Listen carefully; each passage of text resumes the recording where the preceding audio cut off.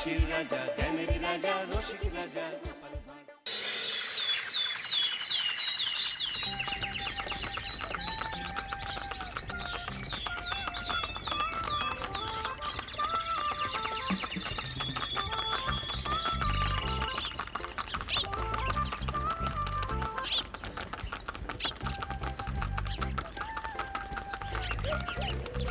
অনেক দিন পর বেশ লাগছে বন ভ্রমণ। মাঝে মাঝে কাজের ফাঁকে এইসব জায়গায় এলে মন খুব ভালো লাগে। শুদ্ধ বাতাস, মাটির সোনা গন্ধ, পাখির কলতান, আহা।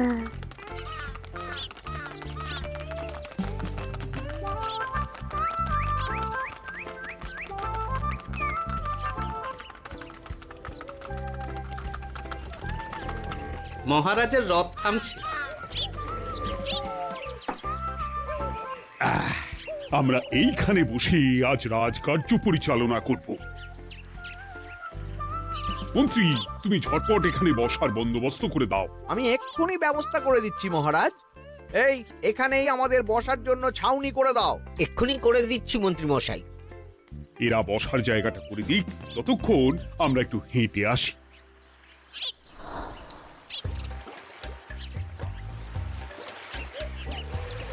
সকালবেলা হাঁটা শরীরের পক্ষে খুব ভালো মহারাজ।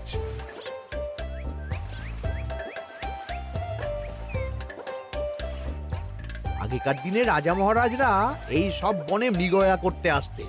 মৃগয়া একদম ভালো নয় মন্ত্রী। তুমি জঙ্গলে আসছো অন্য প্রাণীদের মারতে। কেন মারবে? ওরা তো তোমার কোনো ক্ষতি করেনি। না, তা করেনি, কিন্তু তখন ওটা রাজা মহারাজাদের খেলা ছিল। শুনেছি আপনার প্রপিতামহ খুব ভালো বাঘ শিকার করতেন, অনেক বাঘ মেরেছেন। মন্ত্রী, তুমি একটা কথা হয়তো জানো না। আমার প্রপিতামহ শিকার করতেন, কিন্তু কোনো স্বাভাবিক জানোয়ারকে নয়, যে বাঘ মানুষ খেকো হয়ে প্রজাদের ক্ষতি করত। আমার প্রপিতামহ সেই সমস্ত বাঘদেরই মারতেন। এছাড়া উনি বন্য প্রাণী সংরক্ষণ করতে বড়ই ভালোবাসতেন।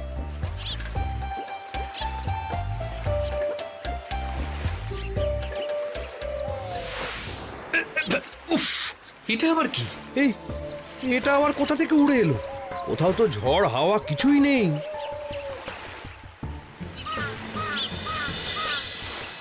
একটা ধাঁধা মহারাজ, এই কাগজে লেখা। ধাঁধা? পড়ো দেখি।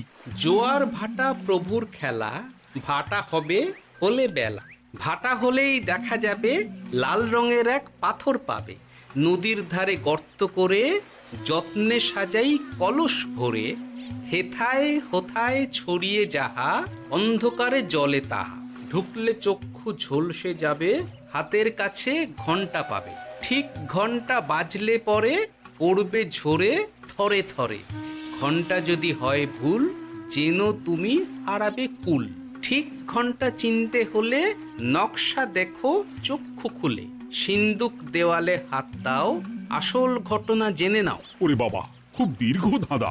তা মন্ত্রী, তুমি কিছু বুঝলে? এটা একটা গুপ্তধনের নকশা। এর মধ্যে গুপ্তধন কোথায় আছে তার একটা ধারণা দেওয়া আছে। গুপ্তধন? ওটা আমাকে পেতেই হবে, পেতেই হবে। দেখি দেখি একবার কাগজটা দাও। গোপাল, কাগজটা আগে আমার হাতে দাও, দেখি ভালো করে। এখন নদীতে জোয়ার চলছে গোপাল। একটু পরেই ভাটা শুরু হবে। হ্যাঁ, ভাটা না হলে কিচ্ছু বোঝা যাবে না। এখানে স্পষ্ট লেখা আছে, ভাটা হলেই দেখা যাবে লাল রঙের এক পাথর পাবে। তার মানে আমাদের ভাটা হওয়া পর্যন্ত অপেক্ষা করতে হবে। না, সময় নষ্ট না করে ধাঁধাটার সমাধান করতে শুরু করি। ভাটা হলে একটা লাল রঙের পাথর দেখা যাবে, এই পর্যন্ত পরিষ্কার আছে। বুঝতে হবে ওর পর থেকে। পড়ো গোপাল, চলো আমরা সবাই বুদ্ধি লাগাই। নদীর ধারে গর্ত করে যত্নে সাজাই কলস ভরে। এটার অর্থ, ধাঁধাটা মাথায় বসিয়ে নিয়েছি, এবার কে কি বলবে সেটা শুনতে হবে। চলো গোপাল, আমরা ধাঁধা যেমন যেমন বলেছি তেমন তেমন ভাবেই চলি। চলুন মহারাজ, এখন আমাদের দেখতে হবে লাল পাথর। কোথায় আছে লাল পাথর? চলো চলো সবাই, চোখ কান খুলে আমরা নদীর পাড় ধরে হাঁটি। আমি একটু তফাতে হাঁটি। গুপ্তধন আমাকে একা পেতে হবে। ভাটা হলেই দেখা যাবে লাল রঙের এক পাথর পাবে। আমাকে চোখ কান খোলা রাখতে হবে। লাল পাথর, নদীর চড়ায় লাল পাথর দেখতে হবে। লাল পাথর, লাল পাথর। ওটা কি? এই তো লাল পাথর, লাল পাথর। ওরা অনেকটা এগিয়ে গেছে, ওদের আমার দিকে নজর নেই। এই সুযোগ একা একা গুপ্তধন নিয়ে পালাবো।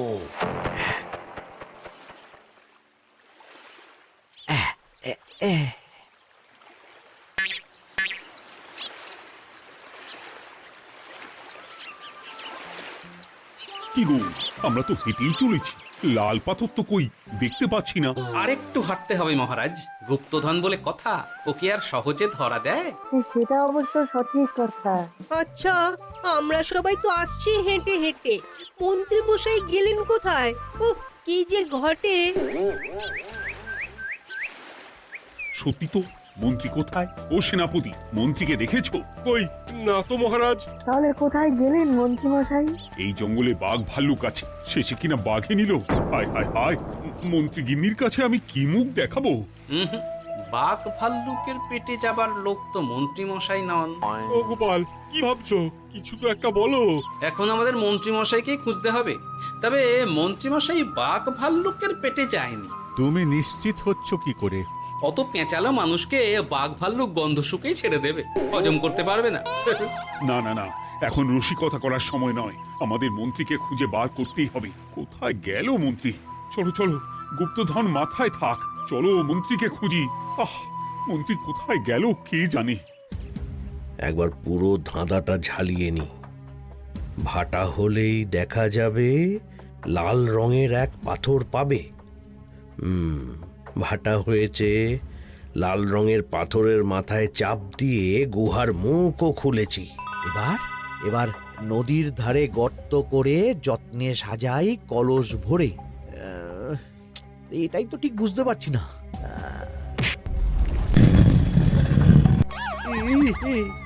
এই রে, এবার কি হবে? হ্যাঁ মহারাজ, কোথাও একটা আওয়াজ হলো। এই, আওয়াজটা কোন দিক থেকে হলো? চলুন সামনে এগিয়ে যাই। আমার মনে হয় আওয়াজটা সামনের দিক থেকে এলো। আমারও তাই মনে হলো। তবে কি মন্ত্রী মশাই লাল পাথরের হদিশ পেয়ে গেছেন? আমাদের চোখে পড়লো না, অথচ মন্ত্রী মশাইয়ের চোখে পড়ে গেল। আসলে আমরা কথা বলতে বলতে গেছি, তাই নজরে পড়েনি। মন্ত্রী মশাই একা একা আমাদের পেছন পেছন আসছিলেন। উনি ইচ্ছে করেই আমাদের পেছনে পেছনে আসছিলেন। নিজে একা গুপ্তধন নিয়ে যেতে চেয়েছিলেন, এখন কোথায় আছেন কে জানে।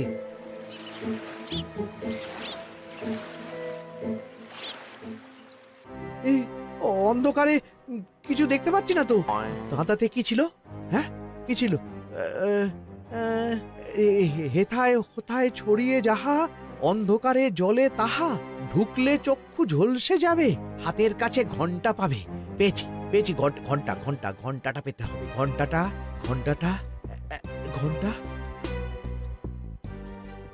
ভাটা হলেই দেখা যাবে লাল রঙের এক পাথর পাবে।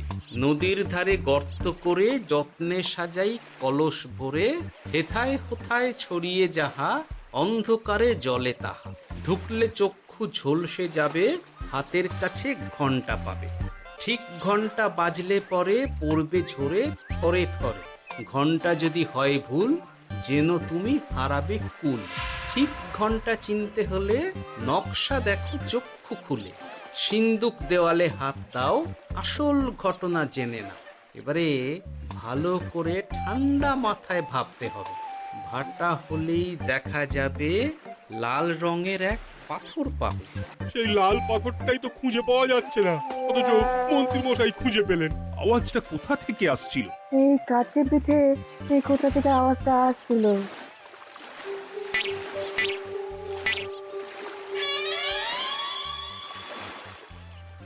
এই তো, এটাই মনে হয় সেই লাল পাথর। একটু নাড়িয়ে চাড়িয়ে দেখি তো কিছু হয় কিনা।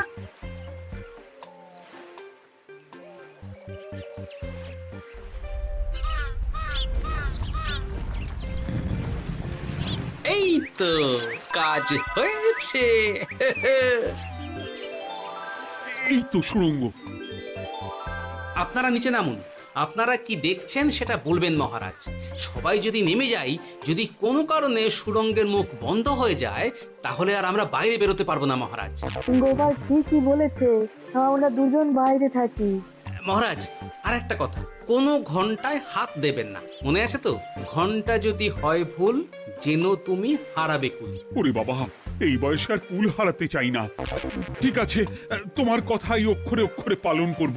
দেখি এই সুরঙ্গে মন্ত্রীমশাইকে দেখতে পাই কিনা। চলুন মহারাজ, সুরঙ্গে নামি। সবাই সাবধানে নামো।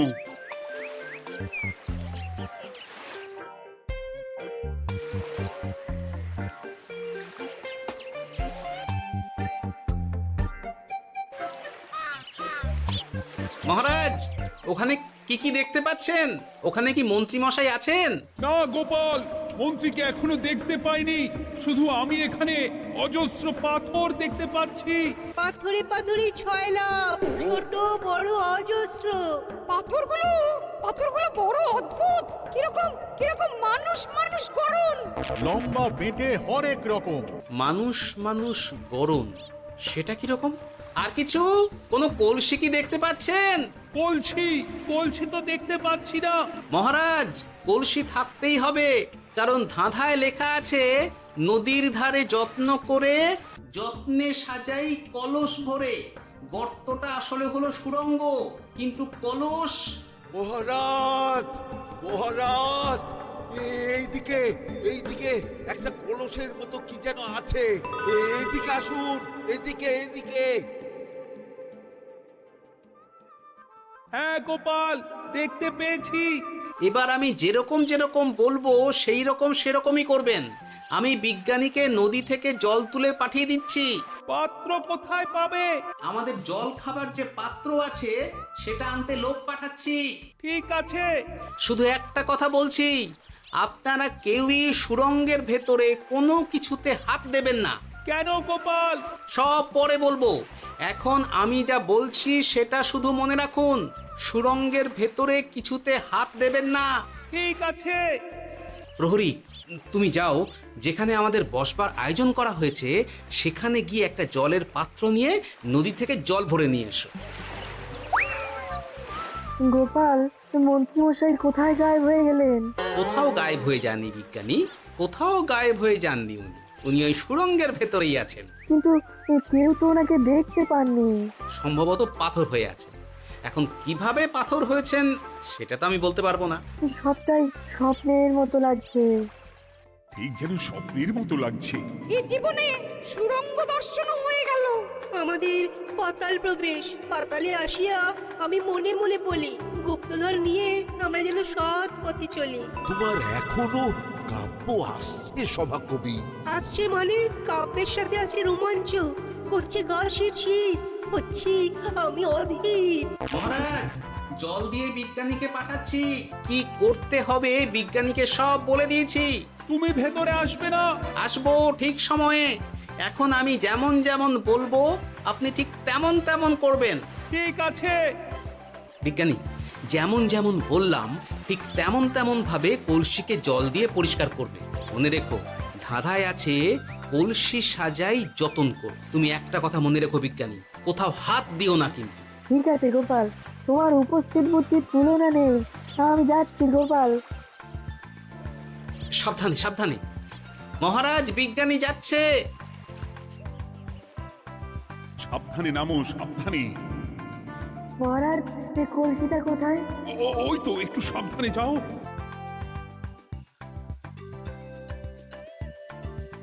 বিজ্ঞানী, কলসির দেখা পেয়েছো?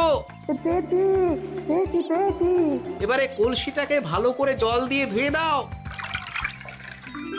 কলসির আলোয় সুড়ঙ্গ আলোকিত গোপাল। এরপর কি? ভালো করে দেখুন মহারাজ, কোথাও ঘন্টা দেখতে পাচ্ছেন কিনা। ঘন্টা একটা তো নয়, সার সার ঘন্টা, অনেকগুলো ঘন্টা। সাবধান, ঘন্টায় হাত দেবেন না, শুধু দেখুন।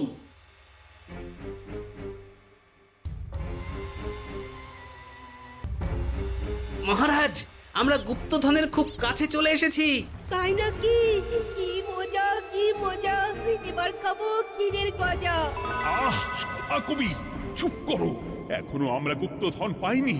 বাবার মুখে দাঁড়িয়ে সবগুলো তারা আঁকা। বিজ্ঞানী, কোনো ঘন্টায় চাঁদের নকশা করা আছে কি? একটু দেখে বলো না। আমি আতস কাজ নিয়েই দেখছি, সব ঘন্টাতেই তারা আঁকা। খবরদার, কোনো ঘন্টাকেই ছোঁবে না। ঠিক আছে, কোনো কিছু না ছুঁয়ে আমি দেখছি। পেয়েছি গোপাল, চাঁদ আঁকার ঘন্টা পেয়েছি। ওই ঘন্টাটা বাজাও, বাজাও।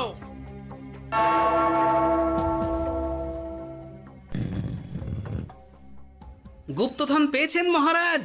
বাঁচাও বাঁচাও বাঁচাও।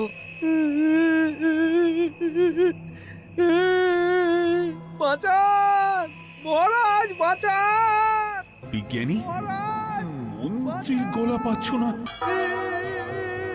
মহারাজ, আমি পাথর হয়ে আছি, আমাকে মানুষ করুন মহারাজ। তুমি তো মানুষই ছিলে, হঠাৎ করে পাথর হলি কেন? মহারাজ, গুপ্তধন পেয়েছেন? পেয়েছি, তার সাথে মন্ত্রীকেও পেয়েছি। মন্ত্রী এইখানে কোথাও পাথর হয়ে দাঁড়িয়ে আছে। দাঁড়ান মহারাজ, এবার আসছি। সাবধানে এসো। আমি ভেতরে যাচ্ছি, বুঝলে? যদি কোনো কারণে দেখো পাথরটা গুহার মুখটা আটকে দিয়েছে, অমনি তোমাদের কাজ হলো পাথরটাকে ছুঁয়ে ফেলা, বুঝলে? ঠিক আছে গোপাল দাদা। আমার মনে হয় বিপদ আর কিছু ঘটবে না, তবুও সাবধানের তো মান নেই। ঠিক আছে, তুমি নিশ্চিন্তে ভেতরে যাও। বাঁচাও, আমাদের বাঁচাও, আমাদের সবাইকে মানুষ করুন। আমাকে মানুষ করুন মহারাজ। আপনাকে তো মানুষ করা হবে মন্ত্রী মশাই। আগে বলুন, আপনি পাথর হলেন কি করে? ও, মনে পড়েছে ধারার শেষ লাইন, সিন্দুক দেওয়ালে হাত দাও, আসল খবর জেনে না। সত্যি গোপাল, তুমি না থাকলে এই এত কিছু আমাদের সবার কাছে অজানাই থেকে যেত।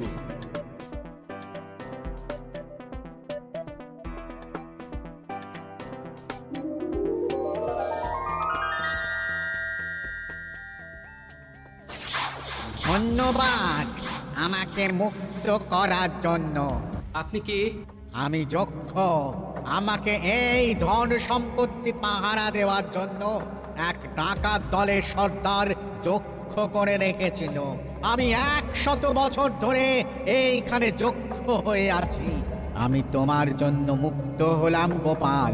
এই সম্পত্তি তোমার গোপাল। সম্পত্তি নিয়ে আমি কি করব?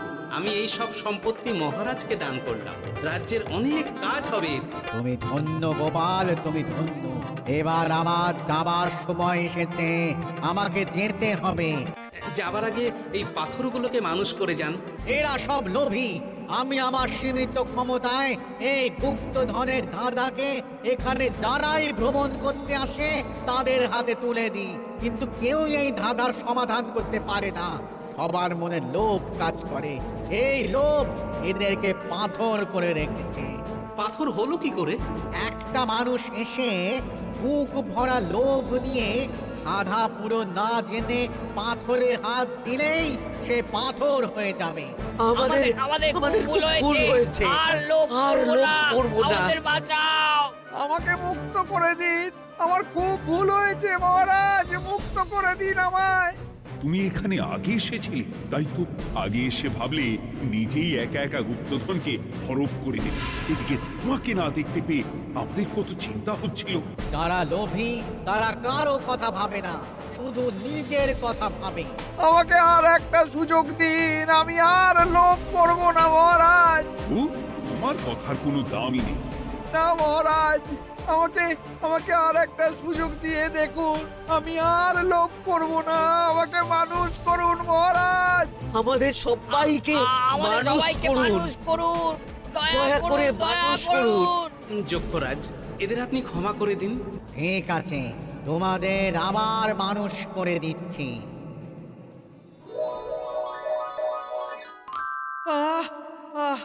বাঁচলাম বাঁচলাম। এই রকম বারবার বাঁচা যাবে না কিন্তু। এবার সাপ ব্যাং যাই হবে না কেন ওইভাবেই থাকতে হবে, এই আমি বলে দিলাম। এবার আমার মুক্তি।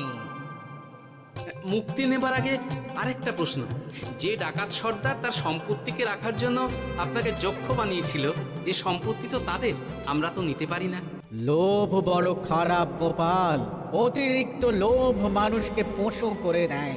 ওই ডাকাত দল এই সম্পত্তির জন্য সবাই কাটাকাটি করে মরে গেছে, কেউ আর বেঁচে নেই। সুতরাং এই সম্পত্তিতে তোমার অধিকার আছে, এই সম্পত্তি তুমি গ্রহণ করো। নিলাম আমি, কিন্তু এই সম্পত্তি মহারাজকে আমি দান করলাম। ডাকাত দল জনগণের সম্পদকে লুঠেই তো সম্পত্তি বানিয়েছে, তাই আমি জনগণের কাজে লাগবার জন্যই এই সম্পত্তি মহারাজকে দিলাম। গোপাল, তোমার জয় হোক। এবার তাহলে আমি যাই, তোমরা সবাই সুখে থেকো আর ভালো থেকো। গোপাল, তোমার তুলনা হয় না, তোমার ঋণ আমি কোনোদিন শোধ করতে পারবো না। তুমি কৃষ্ণনগরের জন্য যা করলে তা ইতিহাসে লেখা থাকবে। না মহারাজ, আমি এমন কিছু করিনি, এই কাজ সবাই করবে। জয় গোপালের জয়, জয় গোপালের জয়, জয় কৃষ্ণনগরের জয়।